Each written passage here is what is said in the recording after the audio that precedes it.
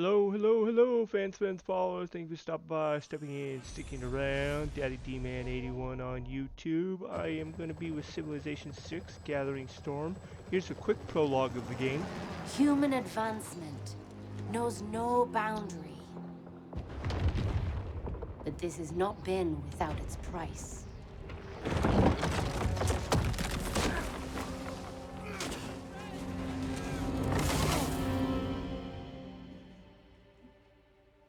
Though we stand at the height of prosperity, we need only look to the past to remember that nature is a power that cannot be ignored.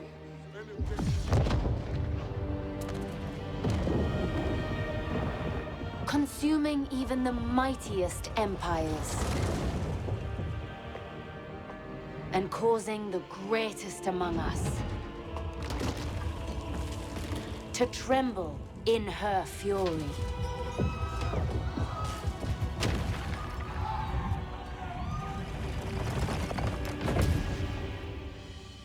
Yet from adversity, the human spirit endures, finding ways to coexist with the earth.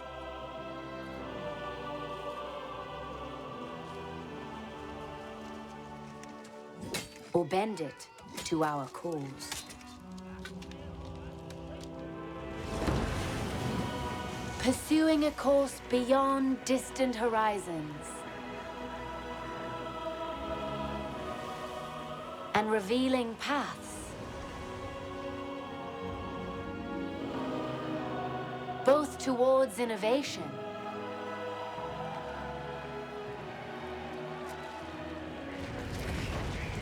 and unintended catastrophe.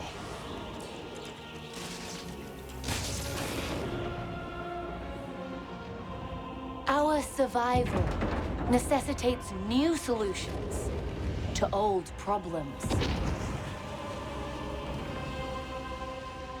To ensure a future, both for ourselves and generations to come. United in purpose, we must now look beyond borders and welcome the dawn of the next era in human civilization. So that's just a quick rundown of Civilization VI Gathering Storm. I chose Kongo as this current playthrough, so here's a quick understanding of them. Take a quick moment to load into it. From the first stirrings of life beneath water, to the great beasts of the Stone Age, to man taking his first upright steps, you have come far. Now begins your greatest quest. From this early cradle of civilization on towards the stars. Mother Earth has many gifts for you, King Mvemba A Nzinga.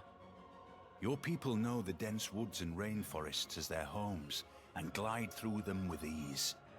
Great also are the gifts that come from distant lands.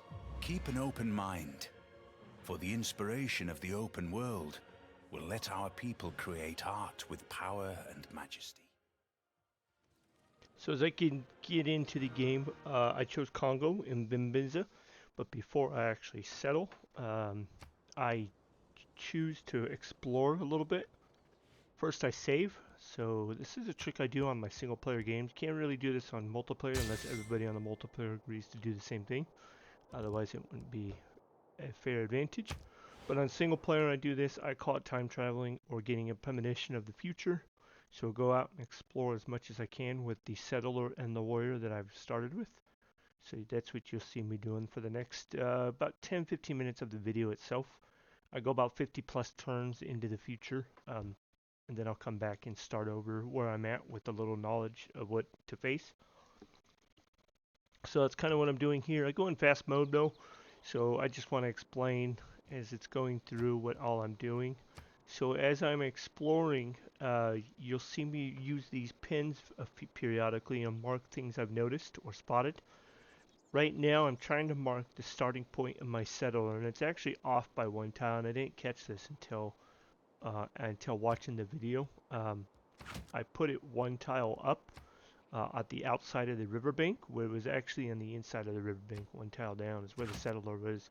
The warrior was one tile left across the river, against the river and the mountain. So that's off by one tile, but nonetheless, it won't change the outcome of my settlement. So again, I'm just going fast forward. You kind of get an idea of who you're going to face. So I know now Sweden's north of me. At this point, it doesn't matter what my relation is to her, because when I go back in time, she won't know any of this. Of course, I will as memory, but the game itself I won't. So nothing really matters. You're just trying to get an idea of what's ahead of you, what's around you, what's surrounding you, what resources you have, what you want to work with. And then, like I said, you want to mark anything you spot on the map. Rap Nui won't change, but Sweden might. So I put the marking of Sweden on the map, so it'll all make better sense when it's all done. And I actually didn't put much time into it this time, but usually when I'm not recording, I'll actually make sure my characters are completely off the map so I can't see them. So all I see is the paper image. It looks like the copper paper color. And then I was showing the interaction with the barbarian clan, barbarian tribes. I have tribes mode, so each barbarian encampment is a completely different tribe from the others. So I'm not really worried about that barbarian. He's too far away and there's too much rough terrain between where I start, where I actually will settle. And I'll go over where I settle here in a moment. I'm not going to try and explain it because everything's moving too fast. I will point it out once I get to the point where I've seen enough. You'll see where I decide to settle. I go down and south a little bit, 2 or 3 tiles, and then I park the first city up against the lake. I have a lot of potential, and I know because I've already played 2 or 3 chapters. I think I've recorded 3 or 4 videos already, so this is just chapter 1. So she's just trying to be friends at the moment, and I know how that turns out in the future. I'm not going to try to spoil anything or how long that takes. But as you go through, you mark the biggest things you really want to mark is either where barbarian camps are, which might change depending on how the next play out of the actual. Once I continue from turn 1 when I reload, it might change how that plays out. You also want to mark any village tribes, the actual gold friendly villages that give you gifts and stuff like that. So that's what I marked up northeast of Rapa Nui. Now we also have Vilnius, and again, it won't play much in a part. I'll go into each of these city-states later on once I'm actually playing the game and I look at these. But you want to make sure you check the city-state Caesarian bonus, which is what I was showing you there. Reading through it for myself, I was curious. I could have probably taken that out of the video and then waited until I actually met them in the future. I didn't mean to keep it in. I go through so much doing the video edits that takes me a few days to get each video created and then produced. So as I close out this window, I think I should be closing out the window. It is in fast mode, keep in mind, so all this was taking place a lot slower. I'm just fast forwarding. Most of this is at 3x speed. I'll slow a few things down to point something out, and then I go back to 3x speed usually. So try to keep that in mind. Keeping up with that speed when it's in fast mode is kind of difficult. So as that goes through, there is so much you can do and so much you can obtain from exploring. The biggest thing to me that I want to know is if there's any natural wonders. And so far I haven't seen any, but I keep exploring and I want to explore in all directions enough that I can go 4 or 5 tiles in any direction from the city and know what's surrounding me. So that's kind of what I'm trying to do. Notice I went as far north as I could, decided I'm going to turn around and come back. Now I'm going to explore this side. I'm going to figure out where the coastline is. I've kind of come back around with my warrior, as you can see from Vilnius. I kind of have an idea surrounding that mountain coming up. And then I'm going to go up north and see how far I can go there. And the settler is going to come back south. I do have that barbarian chasing me. That's the only issue. The biggest struggle is exploring with the settler as well as the warrior, is worrying about the barbarians. They will try to capture your settler, of course, and then you become useless. Granted, everything's at a save. I'm going back and reloading, so it's not going to hurt the progress of my settlement, but it is going to hurt the progress of my scouting abilities if I lose one of the 2 scouts I'm using. So now I have an idea where the first city will be. So you can see the difference where I marked on the map. Contacted Sweden versus where I first see the first city.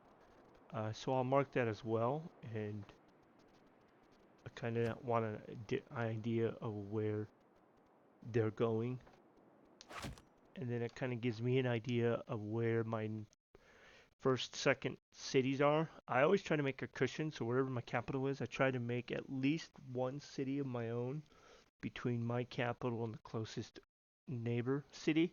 That way I have somewhat of a protective ring. So I usually use that into account as well when I settle my cities. And I've noticed that the barbarians don't necessarily go after the settler right away, and I wonder why. If it's just the scout or if it's any of the units. The scout caught me off guard where the settler is, and I didn't lose it, so I was surprised. I could have lost it if the scout decided to take the settler. It could be the computer presets its destinations the turns prior, like you and I could, and then when it goes into the turn where it could have taken the settler or whatever it could have done, it didn't. It went with the auto load. So um, again, getting out of that situation was tricky, but I actually survived with the settler there. So hang in there and give it a few more minutes, and there is some good knowledge coming up as far as exploring. And then I will settle here at about the 22 or 23 mark. If you decide to, I would mark it as chapters, if I remember to, but I plan to mark it as chapters in YouTube. So if you're watching this, of course, anybody watching this is on YouTube. That's pretty much where I share my videos. So if you're watching this on YouTube, I will have chapter markings. If you can, you go ahead and skip through this if you don't want to see my exploring. I won't do this every video. It's just because this is the first video of this set of the civilization. This is the reason why I'm doing this. The next videos will pretty much get right into it. I might have a prologue. I'm not sure which prologue I'm going to use yet when I'm making the episodes 2 and beyond. If I need to put the Civilization 6 prologue on every video, or you guys, that's a little bit longer, but you guys have seen the Civilization 6 prologue already. So if I put the Civ Kongo prologue instead, obviously I don't want to put both prologues on every video. So I'm just trying to decide. But as I continue forward, there was a few fighting. I haven't lost the warrior yet. He did get an upgrade with experience, which that won't matter in the future once I actually settle. Once I reload and continue to say the playthrough and settle. I wanted my settler there to figure out what's in that little cavern. It could have had a big significance on where I settled my first city as to what resources could have been on the other side of that mountain. Even though it would have been harder to get to, I'd have to climb around the mountain. So I opened up the religion, even though it doesn't matter to me for many reasons. One of those is I am Congo. I don't make my own religion. I try to adapt somebody else's religion. Two, I was just kind of curious what religion has already been founded, and I wanted to see what they were. Again, it wouldn't make much of a difference to me, but if they grow their religion to me, it kind of does make a difference. But it won't make a difference now because I haven't settled, and I'm not going to settle on this playthrough because I'm going to reload. Here we've met Carthage, the Carthage Dido, I think. I always want to mispronounce her name and say a different name, which would be a bad word, but it sounds like it. When every time I see that, I always think that. I don't know why. I don't. It's never mind. I'm not gonna continue that. Me being stupid there. Anyway, so we're continuing, and there's something great coming up. But I'm looking around at the map. I'm getting an idea of where I want my capital city now. Oh, okay. I see what I'm doing. I've noticed there is a wonder completed, which doesn't matter to me because the Stonehenge, which is SH, the Stonehenge by turn 52 in any other civ to me would have made a big difference because I would have likely wanted to build my own religion. So Stonehenge is very important. I have plenty of stone that I could have used. So if I was any other civ, that would have made a difference to me. But at the time when I was making that marking, I forgot that I am Congo and it doesn't make a difference. So Here the keep dark in mind brown if you are amorphous Congo, basalt, there the red ochre, and below hello. that again, the slender but distinct lines of the woodcut. Yes, I made the little images, trying to be funny with smileys. I thought it was kind of cool. So the giant causeway is the exact wonder I wanted to know. And now that I know where the giant causeway is, that's kind of going to shape how I'm going to develop my civ. Am I going to put my capital down there? No, that's quite of a long journey to try to settle for first city. But I do plan on a second city in that area. I'm not going to mark it yet. I will once I get a little bit better visual around. I will mark a second city down there in a moment. But where I mark my second city determines where I'm going to put my first city. Obviously, I don't want them to be too close, and they're actually going to be a little bit close together. But they can share buildings and adjacencies.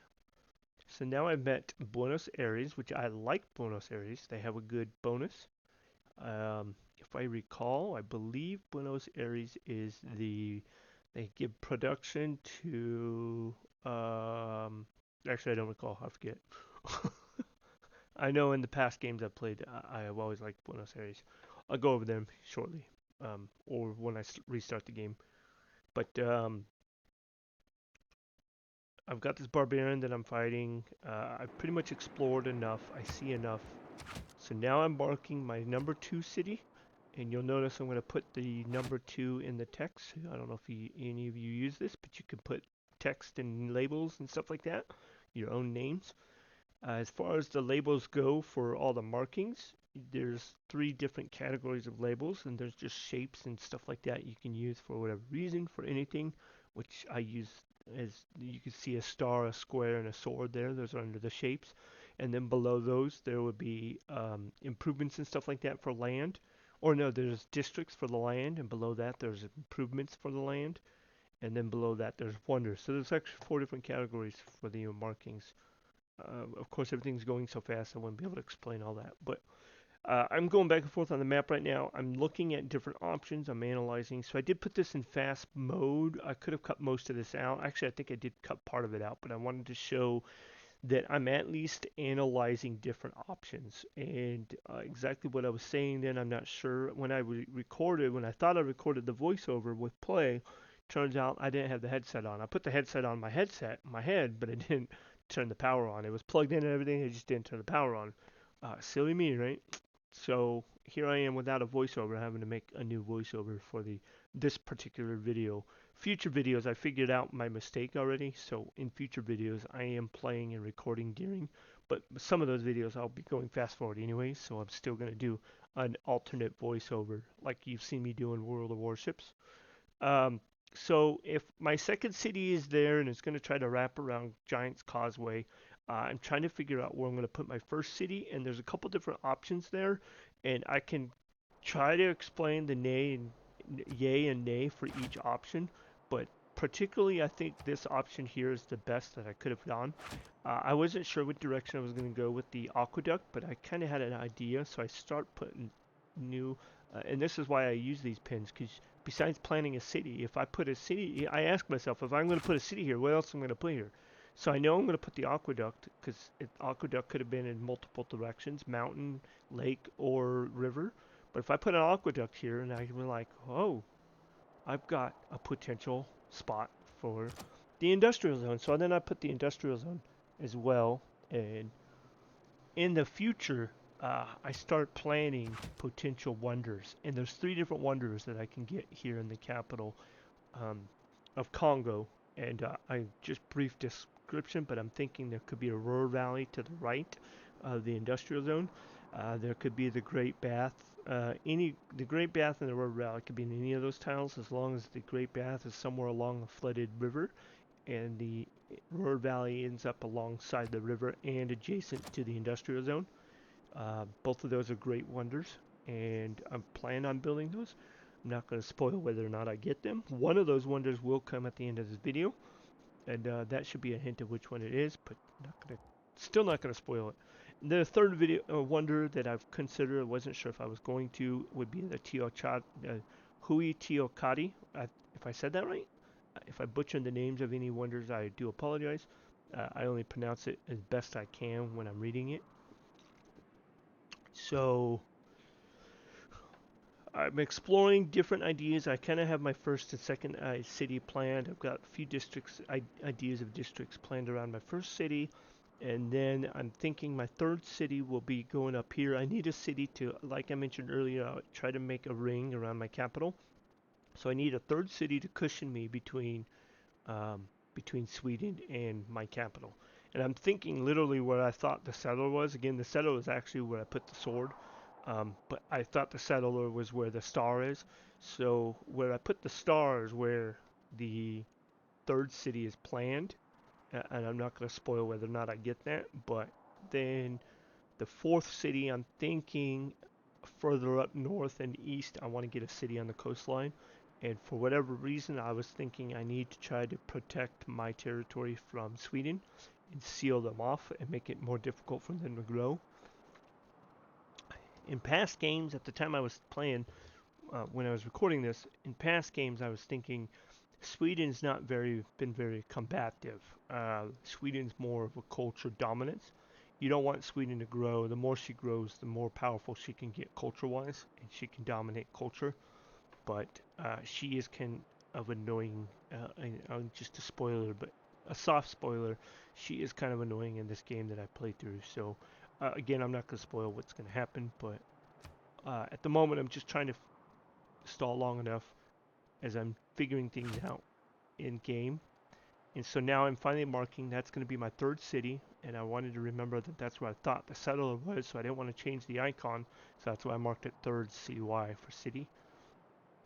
And then if I, again, put a third city there, I plan on putting a fourth city somewhere on the coastline. I didn't see enough of the coastline, so I don't exactly know where I'm going to put the city. But that was my idea, somewhere in that area for fourth city. And then what I do is I kind of take a screenshot eventually of the surrounding areas, so that way I have an idea of my, why did I go into research? I don't know I did that. I think that was my accident. I might have hit a key or something on the keyboard. So here in a moment I'm going to have a still screenshot, and then I take a screenshot before I close the game and reload from the save point. When I take a screenshot, then I go through and off recording and off map, I'll do like a little planning, and I'll do markings and kind of plan where I want my civilization to grow. So that's what this is right here. This is literally a picture of my screenshot. So you see I've got potential on City 1 for the Great Bath, Teo, and the Ruhr. And then number 2 is going to surround the Giant's Causeway. Number 3 is going to be a border city. And number 4 is a potential coastline with sealing out Sweden. That's my potential kingdom of Kongo, what I was thinking. So here's the start of the city, and I'm going to have to move south. Notice where the settler was. He was on the inside of the river embankment. So like I mentioned 10 minutes ago, it was about one tile difference, which again won't make much of a difference. It actually puts me one tile closer to where I hope to get the city. So it's 2 tiles from where I'm going. So I will start my city on turn 3, I think, or turn 4.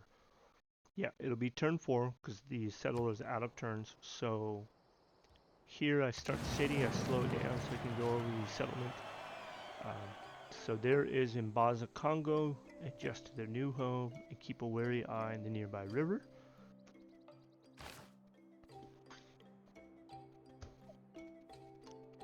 And there be the capital.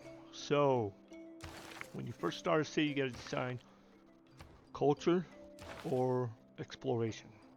And I know that I've got the Great River down there at the south end of my city, so I'm thinking I'm going to put pottery first. Try to get that, work towards that Great Bath. And then, as far as the city itself, well, first I go into, I think, exploring what other options are, and I was trying to talk about you could plan ahead. I can't plan ahead because I have a separate mode where I make sure all the research is locked. I can't see ahead. You guys, when you play the game, you can see ahead. If you're looking at my screen right now and wondering why I can't see ahead, it's a particular mode I put on. So everything is a surprise. I can't plan ahead. I can't figure out what's going on until I unlock things. And to me, that's more realistic on life. You don't know what research you're going to get, and that's always better. So the city, I usually start off with the monument. Some people start off with scout. You know, if you start off with either or, you're letting go of the opposite. To me, I think it's better to start building up culture sooner. So by putting the monument in play, I will start adding +1 culture to the city once the monument's built. Granted, right now I'm at 1.2. Congo is a big culture civ, so Congo has growth and culture and economy built into their civilization, and I'll go over them here shortly. But here I was looking at different options for the first settlement, or what I could have done. I could have chosen other ones. The setback with the one is it's got more food, but it's less production. So I keep it there for now, but the second civilization, second population that comes in when they grow in 3 turns, 4 turns now. Was 4 turns, now 3 turns, my bad. So what I'm doing now is a trick that a lot of people don't know, and I am navigating the map so I know where I'm at on the entire world. And if you don't do this, then you're missing out. So what I'm doing is I'm placing pegs horizontally in a single line all the way around the map until I get back to my kingdom from the opposite direction. So now that I've unlocked it, I can go left and right, and you'll show here in a moment. But I'm going to first go north, and then I'm going to put the pegs all the way to the north border. So now I know where I'm at to the north. You can kind of see the icon or the cursor on the map change size, because now it shows where I'm at in relation to the entire map, which normally you don't know until you explore the map. So notice now I'm showing that I can go left and right on the map as well as up and down. Watch when I end the turn, now the map itself changed size. You can barely see a glimpse of me on the map. It now shows me in relation to the entire map, and I'm barely 2 turns in. How often do you get to see the entire map and your relation to the rest of the world when you're playing the game? If you don't do this trick, it takes you 10, 15, 20 turns at least, depending on your situation. It takes you longer or shorter, whether or not you can get the availability. So that's another trick I do. Here the dark So hopefully you'll brown learn it in a amorphous couple basalt. trips. There Boom, the red boom. ochre. Hey, I knew that and was below there. that again, I had a the premonition slender from the but future. distinct lines Somebody of in the the wood future, coal. my timeline told me that I would find something spectacular down here. There it is. Yeah. Okay, I'm being silly, I know. So I knew that was there. I knew that there's going to be a barbarian camp over here soon. I'm going to mark that city because that's where I was planning on it in the beginning when I was exploring. So yeah, I've already seen the Giant's Causeway. We kind of had an idea where that was, just like we have an idea that Sweden is going to be north of us. We know that a few barbarians are going to be surrounding us. There's probably one to the west of where my unit is, my warrior is in the south. So I'm going through right now, looking at my city. The monument will build in 2 turns, but I'm showing or demonstrating that if you don't use the queue, the scout has now replaced the monument. So make sure that you're paying attention when you're putting new projects in. If you want a continuation, as I just did, go to the queue option and then add whatever you want to add to it. So that will continue. The settler will come up after the monument, but it's first going to build the monument. So I want to demonstrate that. I know a lot of people might miss that. I used to miss it all the time. Feel happy in the good potter's hand. I don't know. Am I clay? Are you clay? Do you feel good in the potter's hand? So I think initially when I was mapping, I put out the pins for these districts. And I planned the Huey Tiohati, the Ruhr Valley, and I'm already working on the Great Bath, which we should finish hopefully here in a moment. As you can see, did I not start the Great Bath? What happened to the Great Bath? I thought I was working on the Great Bath. Maybe I haven't gotten to the Great Bath yet. Not to spoil anything there. Maybe I don't get it yet. I don't know. So I was thinking about different things I could be building. So I do want the Ruhr Valley out there where that yellow arrow is. I don't know why I didn't mark that as the Ruhr Valley. And I do want the bath. I haven't started yet. So I was thinking if I'm going to have two different wonders, why not put the theater district? The theater districts, if you guys are aware, get a bonus off of wonders. So if you can put two wonders next to a theater, that's even better. It's hard to coordinate getting two wonders. So there it is. I marked the bath. I haven't gotten it started yet. So ignore that spoiler. Ha! I think you already kind of figured out I was probably going to have it. I will actually have it here shortly. I will complete it by the end of this video. Just so now you know. Give you a reason to stick around. Hope you guys have stopped by, sticking around and stopped in and sticking around. Let me try that again. And hopefully you guys have stopped by, stepped in and sticking around.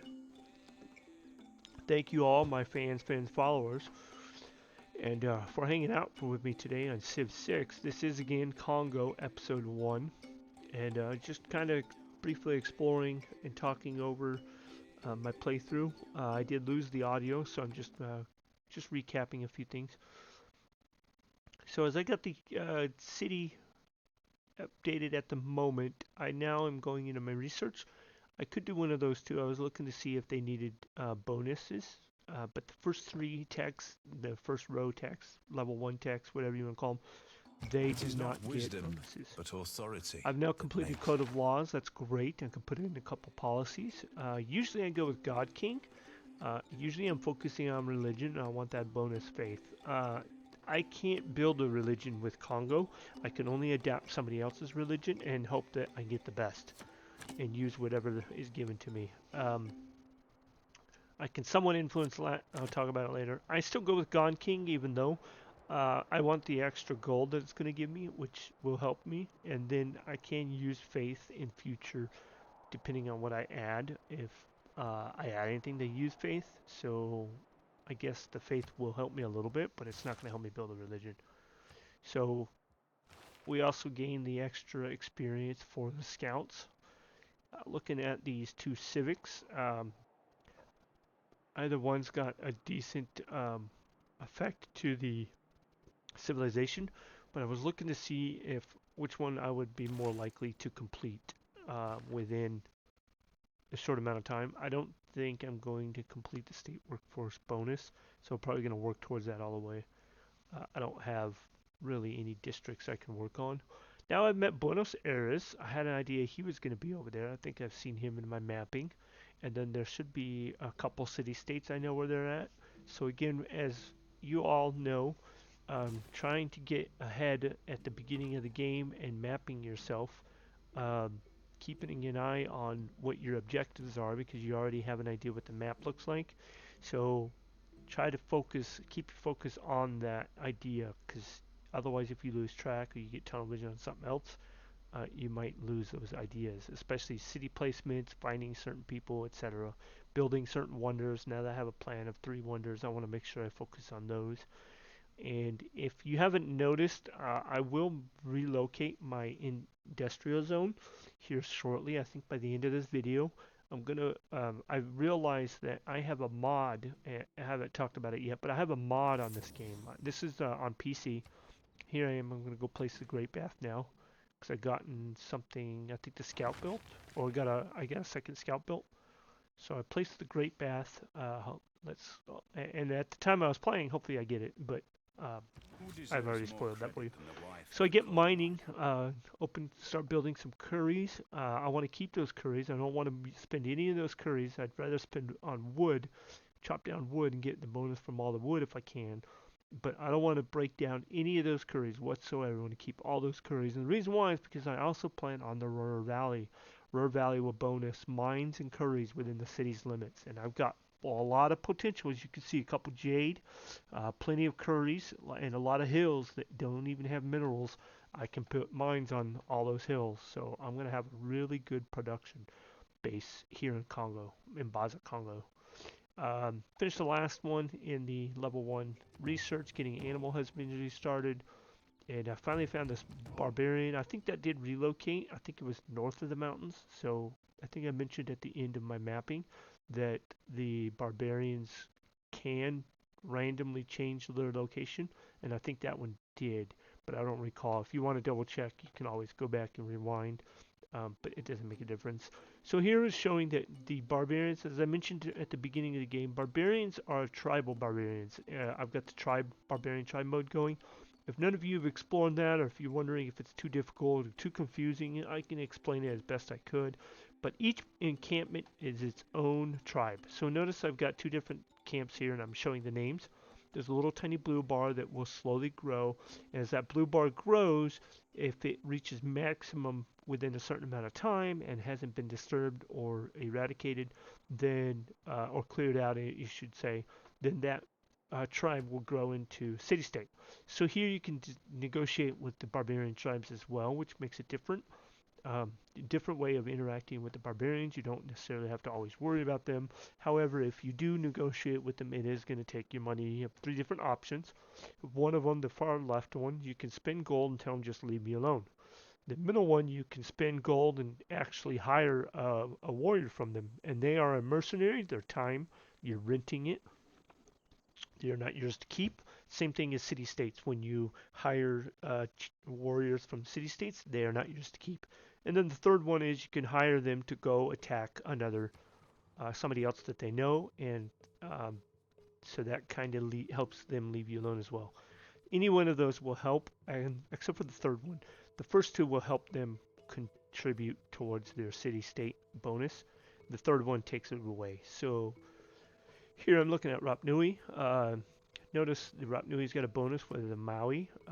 If you like culture, Rap Nui is the way to go. Make sure you become friends and Caesarean with Rap Nui. And here we go. We finally met Sweden. And I knew she was coming. I had a premonition again. Where did I get all these premonitions from? Okay, you all know. I guess that ran out. So I've met Sweden. I know she's going to be up north. She evolves a different way now that I'm actually building. I don't want to spoil it yet, but she becomes a nuisance. But we'll see. Got a bonus on the history points, whatever those are called. And look through text. What else do I want to go with? I always try to go with something that's already gotten the bonus. So astrology would be the way to go. However, I don't have any need for building a religion. So I was trying to figure out if I can do another one. But I think the smart thing to do, and I'm hoping that I did this. Again, this is a voiceover after the fact. I lost the initial voiceover when I was recording.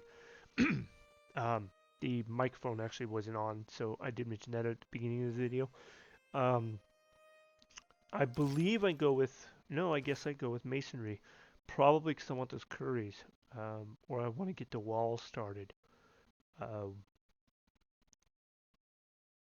And meanwhile, I'm looking at, there's nothing really to build right now because I'm working on the Great Bath. But once again, you can add queues. So hopefully I don't cancel out the Great Bath for something else. So I'm looking back at Mason. I was trying to figure out what I could do to bonus the build. I was trying to see if I can add anything to the bonus the production. She wants to send a delegation to me, and I was actually being nice with her in the beginning. So I believe I accept her delegation, or maybe I don't. Yeah, I accept her delegation, and usually I do if I know if I know enough about the city, about the civilization. I didn't have any need to change my policies at the moment, so I just canceled through that. And Oracle is another one I'm thinking. Oracle would really bonus me, but I don't know if I can put Oracle. I can't find anything where I can put Oracle. But I was looking at my Civ, so if you want, go ahead and pause it right now. You can read through that. But I was looking at my Civ. I was seeing what this Ninkisi was, how much it bonuses me. But it's got all those different artifacts and great works that mentioned will help me boost for great people. And each of those great people that I gain, I think gives me faith or another great something.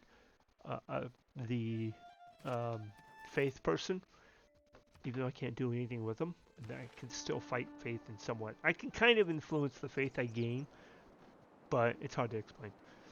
This is my first time playing Kongo, so I'm not even quite sure how it plays out, but I know what I've done so far, kind of how it works out. So I'm looking at governors, and for all of you not sure what governor to go with, all of these governors have greats for one reason or another.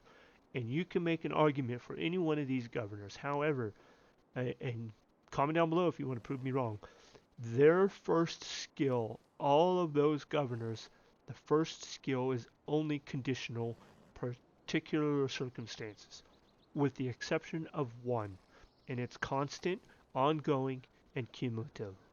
And the governor I'm referring to, and I'm just kind of browsing over it while it's going through it, and I'm telling you, but the governor I'm referring to is Pingala, the second from the right, the educator. And I'll show here in a moment, but each one of those, you can read through them as I'm mousing over each one.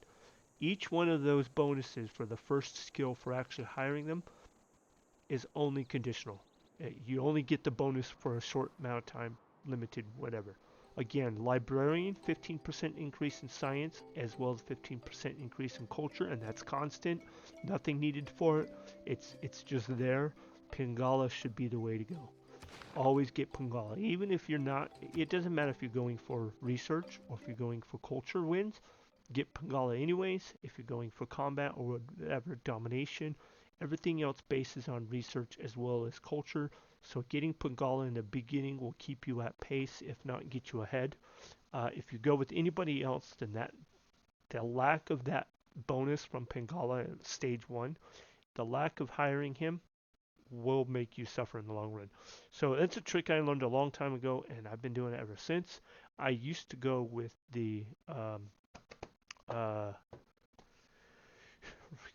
third one, I think, the one that does the settler and that helps grow a city and helps other cities grow. I used to do him as the first one because you get bonus production and bonus for chopping things down, and then you can boost your settler and not lose any population if you have the settler, etc. But again, that's only conditional. You only reward from that as you need it when you need that. So here I was talking about Kongo, and while I was talking about the governor, I'm showing you about Kongo and Kongo, different things I can do with the people. But now we're moving on because it's moving so fast. My warrior is fighting a slinger, and by itself, open land with no defense, the warrior has a better chance. This current situation, I do not have a chance. So don't do as I did. I am fortunate though, I will not lose the warrior, but I come down to skin and bones pretty much. He's got me pretty much dead to rights. If he would have played right, he could have killed me. But I managed to get out of it. So right now I'm not going to attack him. I've already done enough damage. I would probably lose the attack if I tried. I'm looking at all my options. So what I'm trying to figure out, and if you'll notice, you could pause, is my mouse over each of those tiles. I'm looking to see what the best defensive bonus would be. And it's unfortunately that one right there. 6 for having the hills and the trees. All the others were flat lands with trees. And it didn't matter where I go. If the slinger moved forward, he can still hit me. So even if I went to the rainforest at the farthest away, the slinger can still hit me. So I went forward taking the chances that the forest and hills would protect me, which it did, and I managed to escape it. So in the meantime, I met Geneva. That pin there is just one of those pins I was showing the mapping, expanding the map and stuff. That's what that pin's for. It has nothing to do with Geneva being there. Eventually, I worry about deleting them when I need to, or if they get in my way. At the moment, it's not in my way, because I'm not focusing on that area at the moment. So now I'll have the masonry in one turn. I was trying to determine if I could stall, but it's just one turn away now. If I would have planned it better, I would have taken the focus off the masonry and put on astrology when it had 2 or 3 turns left. And then when I built the curry, it would have completed the research. I try to do that a lot, but I don't get that one done. So astrology second. Oh, what did I do? So I was showing that if you change things, different ways of changing things and queuing up research. So if you push and hold shift while one is selected, you'll actually add more. So I'm showing that. Without the shift key, when you push something, then it will remove what you've got and it will replace what you're working on. So right there, I push, now I push shift and I started the astrology. Holding shift, I got archery. So I just wanted to kind of demonstrate that as well. Again, if it's just something you weren't aware of, maybe not everybody knows these things. Again, I'm on PC. I do have this game as well on Xbox. Sometimes I play it on Xbox, but not as often. I prefer it on PC because I got a lot of mods that I can use. It just depends on whether or not the PC is going to behave for me. So I'm hopefully. As it turns out, recently Mount Kilimanjaro is not Wi-Fi Hey, we got enabled, Kilimanjaro. so I had to spend 2 Unfortunately, that's up weeks near in Sweden. Tanzania talking to the people on my trip. Yeah, it's kind of funny. Now I'm going to fast mode. There's not much to do, just moving things around and looking. I am close to being done. I think discover a few other Sweden cities, and I do show the completion of Great Bath. And shortly after that, I believe I will save and end. It's not much. It doesn't seem like it's much, but remember I spent about 20 minutes in the beginning of mapping the territory. So I was demonstrating that. You won't get that delay in every game. So hopefully if you do like the content, like the video, subscribe and follow for more. There will be more videos in the future. I will continue Congo in episode 2 and beyond. I don't know how long it'll be. Civ, There is the Great Bath. Woohoo! So I like to show these little cutscenes with you guys. Indian-like, religious in mine error, I adore the sun that looks upon his worshipper, but knows of him no more. I do apologize. I was talking over the beginning of that. So, when wasteful war so I did get the Great Bath. overturn. Got masonry. I wonder if I change my plans for the industrial zone. I do eventually. I don't put the industrial zone where I have it marked right now. I find a better spot, and I'll explain later. I don't think I change it right now, unless maybe I do. Right now I was trying to figure out exactly what the Great Bath does. I always forget it because it has a few different good bonuses to it. But pretty much everything on that river is protected, and I gain some food, not as much. So now I'm looking to see what I can do.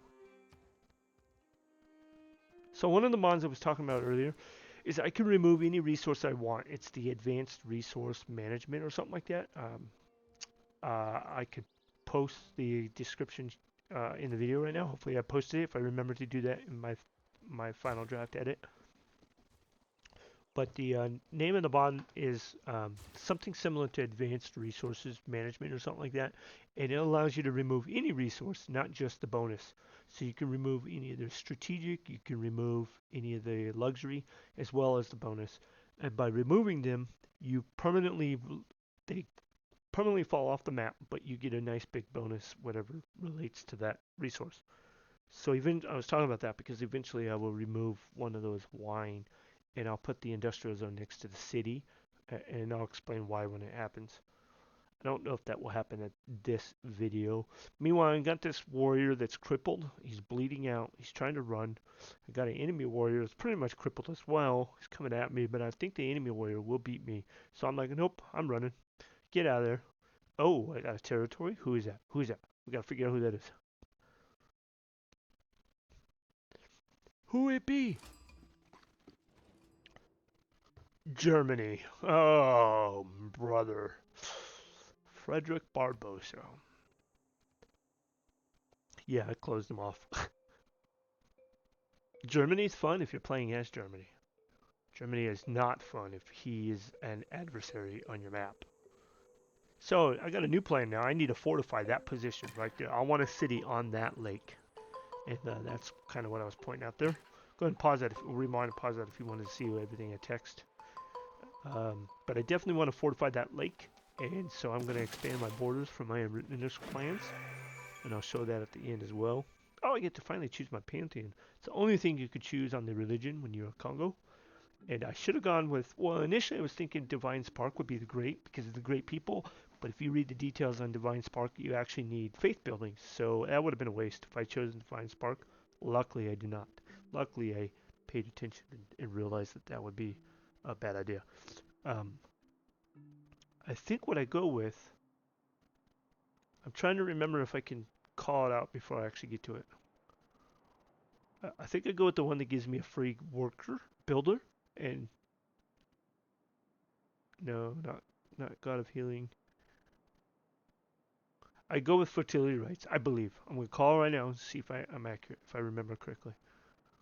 Oh, I was going to mention earlier, I'm about 4 episodes ahead of this. I've recorded 1 through 4 so far. I like to record ahead before I actually post a video so I know what's to come and I can kind of tease and give you guys a little tidbit. But I'm about 4 tiles ahead.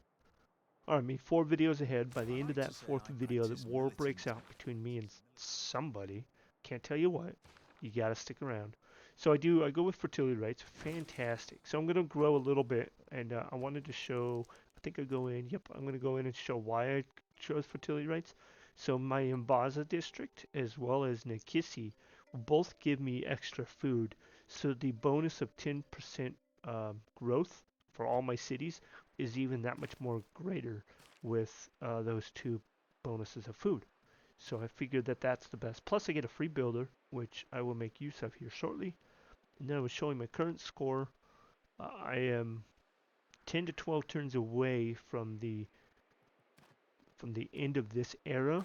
I'm hoping that maybe I could reach Golden Age. So I'm not sure.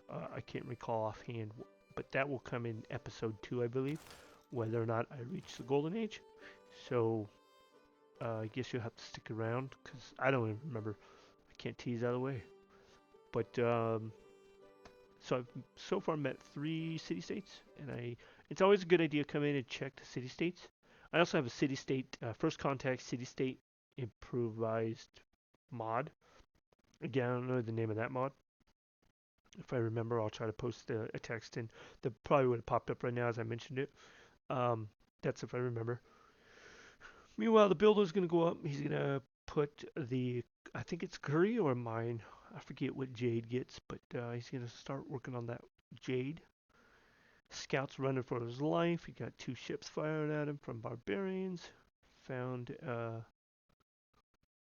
the village somewhere up here, but I'm not sure where it is. It pointed. It said I found a village. Did it say I found? It said I found a village, but I don't know where the village is. I don't see it. So this just come to the conclusion of the video. So these are my edited plans. The borders will grow towards Germany.